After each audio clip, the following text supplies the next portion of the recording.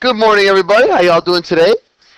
Today we are going to learn how to factor special cases. And the good news about this is that we have seen already the reverse of this. If you guys remember, okay, in I think it was section 8.3 or 8.4, it was multiplying special cases. And if you remember, we had two special cases that we learned how to multiply. We had a difference of squares where if they had the same term minus a number times the same term plus that same number, the answer always came out to be the first term squared minus the second term squared. That was a difference of squares if you remember. We also did a perfect square binomial. Okay, perfect square. This is always going to have the format of the first term squared plus 2 times the first times the second term plus the second term squared. And then we also did the perfect square with a negative, where it's the first term squared minus 2 times the first times the second term plus the second term squared. So that's what we've already done. Okay, we've already been there. Today, we're going to reverse it. Today, we're going to learn how to factor these special cases. So far, we have learned how to factor out GCFs. We have learned how to factor trinomials in the form of x squared plus bx plus c and ax squared plus bx plus c, where a is greater than 1. Today, we're going to learn how to factor special case polynomials. So let's examine the table below. First thing we're going to learn about is how to factor a perfect square. When you have a perfect square, my friends, you're going to have two possible perfect squares, a positive one and a negative one. When you see a trinomial that has the first term is a perfect square, the last term is a perfect square, and the middle term is 2 times the square root of the first term times the square root of the second term.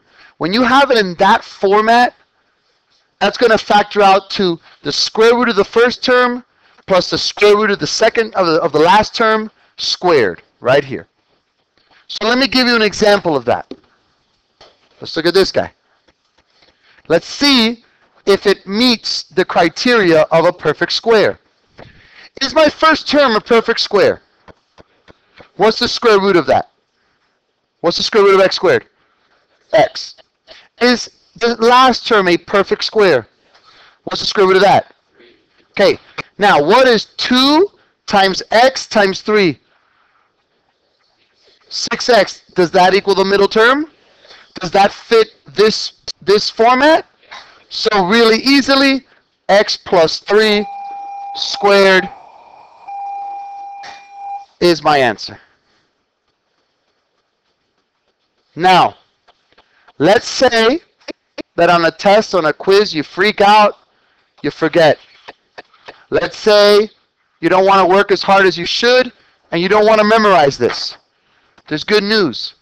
You don't have to. It would really help you. You're probably not going to finish the test if you don't learn it, but you don't have to. You could factor this the regular way. X, what times what is 3, but when added together is 6? Positive 3 and positive 3. What is x plus 3 times x plus 3? X plus 3 times x plus 3 is x plus 3 squared. Isn't that what I just said the answer was before? But it's a lot easier recognizing it than doing it the long way. Next, if there's a minus here in the second term, there's going to be a negative in my factored answer. Same format. First term is a perfect square. Last term is a perfect square. Middle term is 2 times the square root of the first term times the square root of the last term. For example, x squared minus 4x plus 4 Is x squared a perfect square? What's the square root of that? Is 4 a perfect square? What's the square root of that? Okay, what is 2 times x times 2? Do I have that 4x there? Does this fit the criteria? Is there a negative here? So I go x minus 2 squared. You want to do it the long way? Go for it. It's just going to take you a lot longer, and on the test, time is of the essence, gentlemen. Does that make sense so far, guys? Okay, now, this second one, unfortunately, I am sorry, here you have no choice. You have to memorize this one. I'm sorry you can't do it the regular way. It's just, you can't. But it's so easy. It basically states, if I have a perfect square minus another perfect square, my answer will always be square root of the first plus square root of the second times square root of the first minus square root of the second. For example, x squared minus 16. Is x squared a perfect square? Yes. The square root of that is x, right? Is 16 a perfect square? What's the square root of that? 4. So does this meet the criteria? Is this a perfect square minus another perfect square? So my answer to factor would be square root of the first plus square root of the second term times square root of the first minus square root of the second term. And you are done, gentlemen. That is the only one that you have to memorize. I don't think that's unfair. I think it's pretty easy. And I think recognizing the first one is pretty easy too, if you practice. Okay, I promise. And then I gave you the sum of squares. The reason I gave you the sum of squares, a lot of people see this and they freeze. And that's because a lot of teachers don't take the time to teach it. So let me teach it in about 3 seconds. A squared plus b squared is prime. You cannot factor it. Done. So if you see, for example, x plus 25, that's a perfect square. That's a perfect square. But are they being subtracted or added? So if it's added, you cannot factor it, and you simply go prime. Difference of squares, you factor very easily. Sum of squares, you cannot factor, gentlemen. It is prime. Does that make sense, everybody? May I continue, everybody? Thank you. Let's do some practice, guys. Oh, okay, we already saw that. All right. Let's do this. Factor each polynomial. Okay, again, you guys that want to do it the long way, you may. You may do it the long way. It's just going to take you a lot longer. I am going to practice the skill that I'm teaching today, though. Okay, so I'm going to show you how to recognize these. Is that a perfect square? What's the square root? Is that a perfect square? What's the square root? Okay, what is 2 times x times 4? Does this meet the criteria? So this becomes x plus 4 squared. That's a perfect square trinomial. Number 2, is this a perfect square? What's the square root of that? Is this a perfect square? What's the square root of that? So it's a difference of squares, so this is going to equal the square root of the first plus the square root of the second term times the square root of the first minus the square root of the second term. And you are done. Does that make sense, gentlemen? Yes, sir. Yes, sir. Well, the answer, the factored form of a perfect square trinomial, I mean, guys, I just showed this to you. You have the formula right there in front of you, guys. Yes, that is the format. It is the first term plus the second term, the square root of the first plus the square root of the second, squared. Or the square root of the first minus the square root of the second, squared. Always. If it meets this criteria. If it doesn't meet that criteria, then you either cannot factor it or you try to factor it the normal way. Does that make sense? No, thank you, sir. Okay. All right, let's continue then, please. Is this a perfect square? What's the square root of that? 6x. Is that a perfect square? What is it? Yes. Okay. What is 6x times 5 times 2? Does this work then? But there's a negative here, so what do I got to do? 6x, the square root of the first, minus the square root of the last, squared. Very good. Does that make sense, guys? You sure? How do I make the 5 negative? Okay. Isn't this a minus here? So, didn't we just say in our formulas that when it's a negative here, it's a negative here? Okay. Again, we're going to have to reference the formulas, guys. There's a reason that I gave you those formulas. Yes, sir. Oh, I thought you had a question. Okay. Is this a perfect square? Oh, we just did that. Yeah. So this came out to be 6x minus 5 squared. Okay. Is this a perfect square? No. Is that a perfect square? No. Can I factor a GCF out of that, though? What can I factor out? A 2. Very good.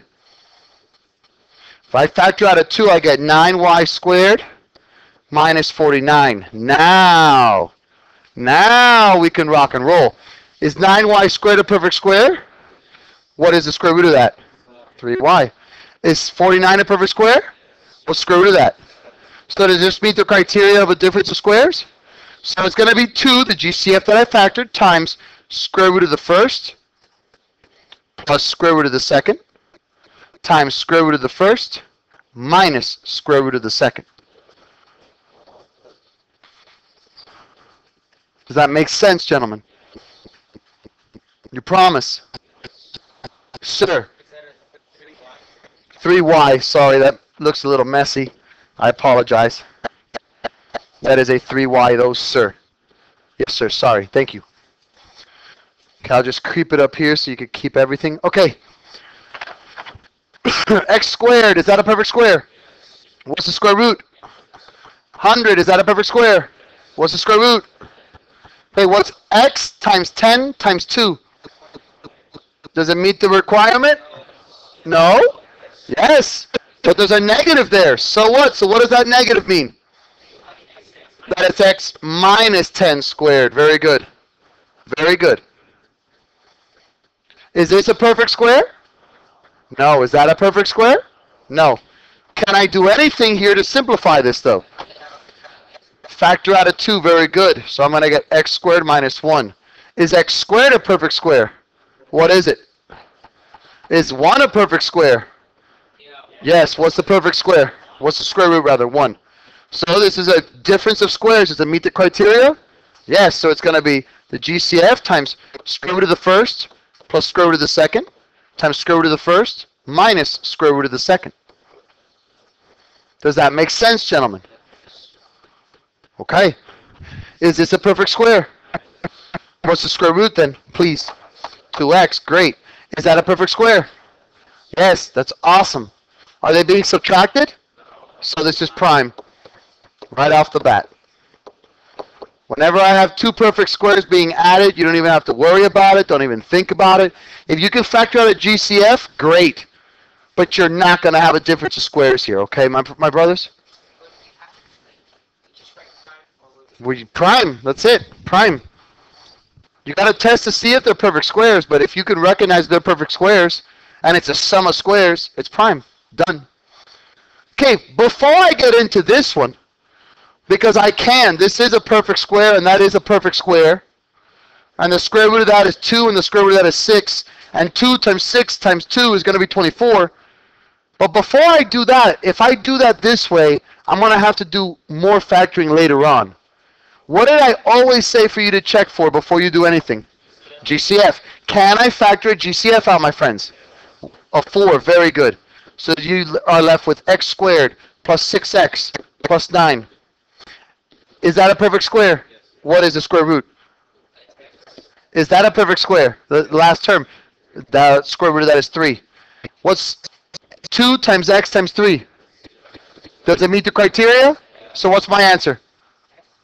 No, it's 4 times x plus 3 squared. Phenomenal. Yes, sir. Okay. If you want to do it the other way, you would have square root of that is 2x. Square root of that is 6. What is 2x times 6 times 2?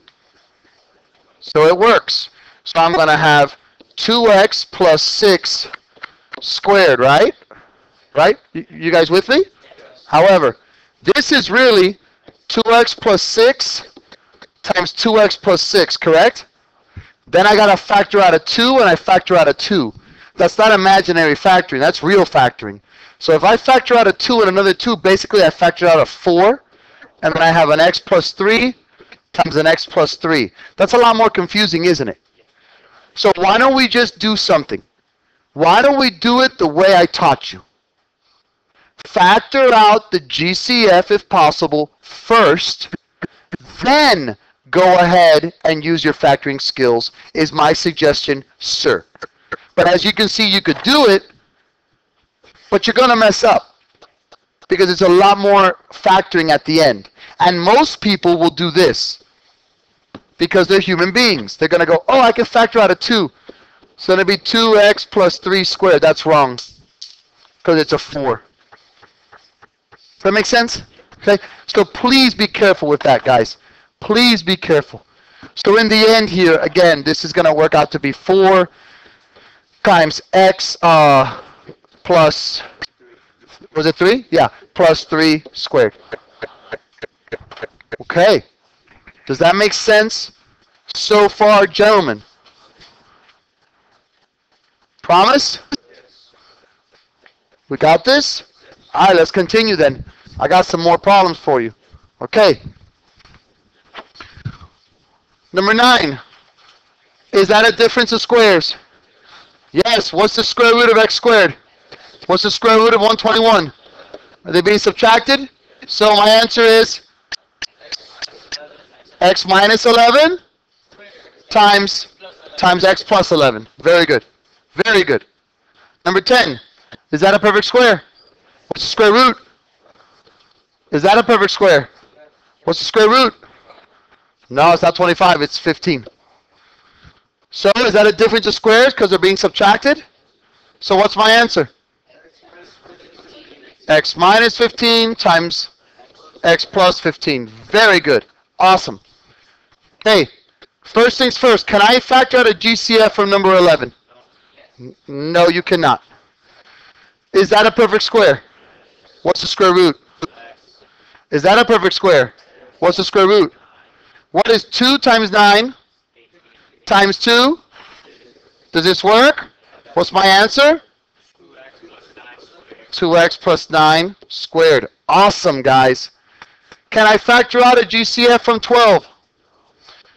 Is this a perfect square? What's the square root? Is that a perfect square? What's the square root? What's 4x times 3 times 2? Does that work? So what's my answer? 4x plus 3 squared.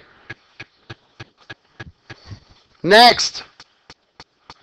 Is 27x squared a perfect square? Is 12 a perfect square? Ooh, so what do we do? What can I do here? I can factor out a 3. Very good, gentlemen. So I'm going to have 9x squared minus 4. Is 9x squared a perfect square? What is it? 3x. Is 4 a perfect square? What is it? So what's my answer going to be here? Wait, 3 because of the GCF times 3x plus 2 times 3x minus 2. Guys, are you noticing that I set myself up so easily here that I just flow into it? It's not that I'm so smart, I just am very organized. Okay, is that a perfect square? Yes, it is. The square root of that is 25x squared. 25 times 25 is 625. Is this a perfect square? Okay, what's the square root of that? Okay, so does this meet the criteria? Pay attention to this one. This is a good one. It doesn't meet the criteria? That's a perfect square. That's a perfect square, and there's a minus here. Does that meet the criteria? Why are you saying no, Papa? I want to help you. Who cares if there's a 2 here? The question is this a perfect square? Is this a perfect square? Are they subtracting 2 perfect squares? So does that meet the criteria of a difference of squares? Yes. So how would you write the answer here? 25x squared plus 4 times 25x squared minus 4. Now, are we done here? No. Why? Very good. Can I factor this one? Guys, that's a sum of squares. Can I factor that? No, that's a prime. You cannot factor that.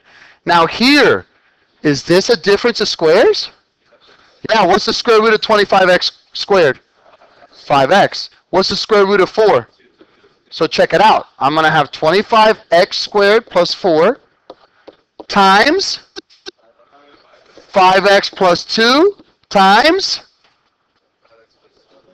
5x minus 2. Very, very good. Did that make sense here, guys? We had 2 factorings to do here. We had 2 difference of squares. We had the original difference of squares. We factor that out into 25x squared plus 4 times 25x squared minus 4. But then we realized, oh, wait a second. This is a difference of squares as well. The square root of 25x squared is 5x. The square root of 4 is 2. So 5x plus 2, 5x minus 2. Does that make sense, gentlemen? Are you sure? You promise? Okay. I still have time, so I think we're going to be fine to finish these up. Oh, wait. I've already done most of these. Oh, I kind of messed up here. This 14 and 14, but okay. It is what it is. Can I erase this work, though, so I can work on 14 and 16? Thank you. Okay. Is that a perfect square? Is that a perfect square? Oh. Let's see. What can I do here? Can I do anything to factor this out? I can factor out a 4, right? So when I factor out a 4, I'm going to have, come on. I'm going to have 16x squared minus 3. Is that a perfect square? Is that a perfect square? So can I factor this any further? So my answer is 4, 16x squared minus 3. I cannot go any further because that is not a difference of squares. Does that make sense, gentlemen? Okay, for 16. Whoa, is that a perfect square? 7x squared? No, right off the bat it's not. How do you think we can start reducing this, though? Let's factor out a 7. Very good, gentlemen. So when I factor out a 7, I get x squared minus 8x plus, no, not 76 at all. 1 is 16. Now, is x squared a perfect square? What's the square root of that? Is 16 a perfect square?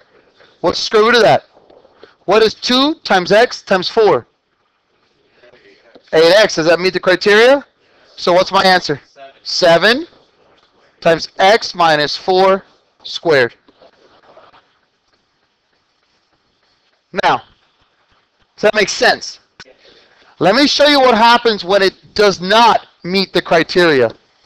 For example, very often they'll give you something like this. Bless you.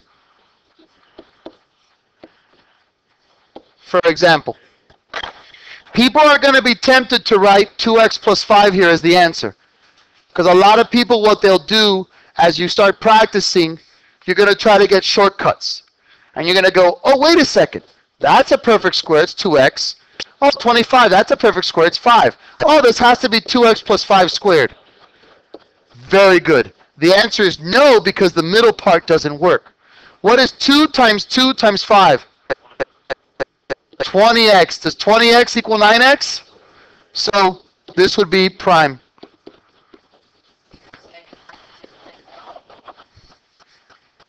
What?